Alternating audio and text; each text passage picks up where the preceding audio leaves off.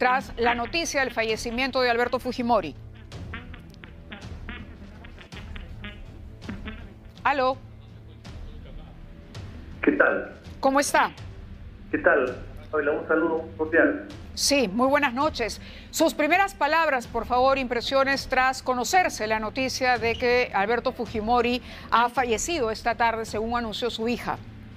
Bueno, a todos lamentamos mucho el fallecimiento de nuestro adversario político. Hemos sido adversarios políticos siempre con su fujimorismo, pero no nos alegra su deceso.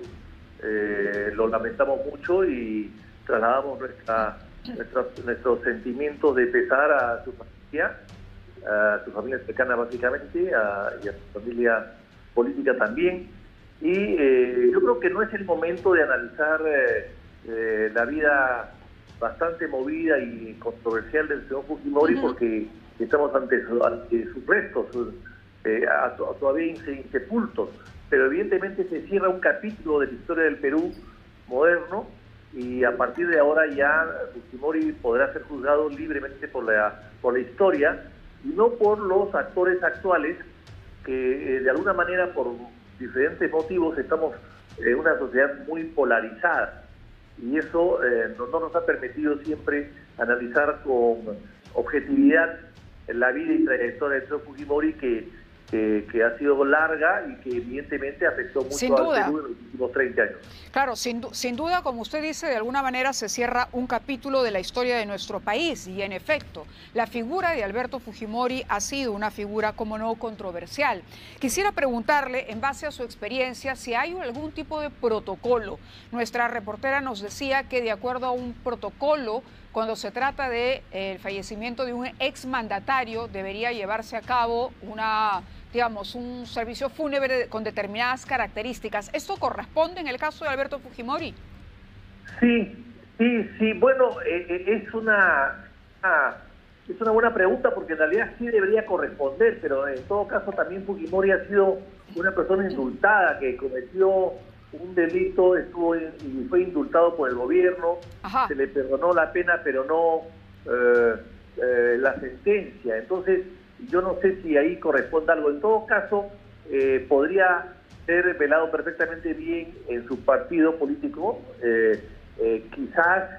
quizás algún tipo de ceremonia protocolar, en el sentido de ser acompañado por soldados o una escuadrilla de la policía o del ejército a su tumba, pero nada más. En el caso del presidente Belaúnde, se le veló en la catedral y se le homenajeó en Palacio de Gobierno, porque el presidente Toledo quiso hacerlo y lo condecoró post-mortem, ¿no?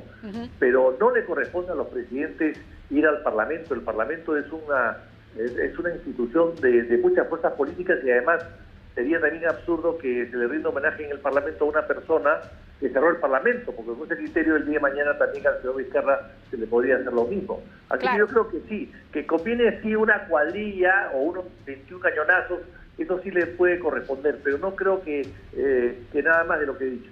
Claro, la situación, como usted dice, es controversial debido a la situación legal del expresidente, desde su indulto y todo lo que fue, incluso su reciente anuncio de la posibilidad de retomar la actividad política activa, ¿no? ¿Cómo haría usted un balance general, digamos, de lo que, como usted dijo, viene a ser el cierre o el final de un capítulo de la historia de nuestro país? ¿Cómo diría que marcó la figura de Fujimori esa historia del Perú republicano? Bueno, porque Fujimori es un personaje que aparece súbitamente el año 90, que gana las elecciones ante un Vargas Llosa que era un personaje universal, pero que era un pésimo político y hizo una pésima campaña. Fujimori surge de la nada y gana, y luego impone un gobierno sin programa, pero sí copiando el programa del candidato vencido, ¿no? Y hace los ajustes necesarios, le va económicamente, recupera al país, es cierto, pero comete, a mi modo de ver, un error en cerrar el Parlamento, que era innecesario que se cierre. A mi modo de ver también era innecesario que se cierre, pero eso rompe un poco la tradición en el Perú de volver atrás, ¿no? De volver a los enfrentamientos de los cierres de los poderes del Estado. El Parlamento es cerrado ya no por los militares, sino por un gobierno civil en este caso, y eso marca un poco la historia. Claro. La historia es muy dura con las personas que atentan contra el Estado de Derecho.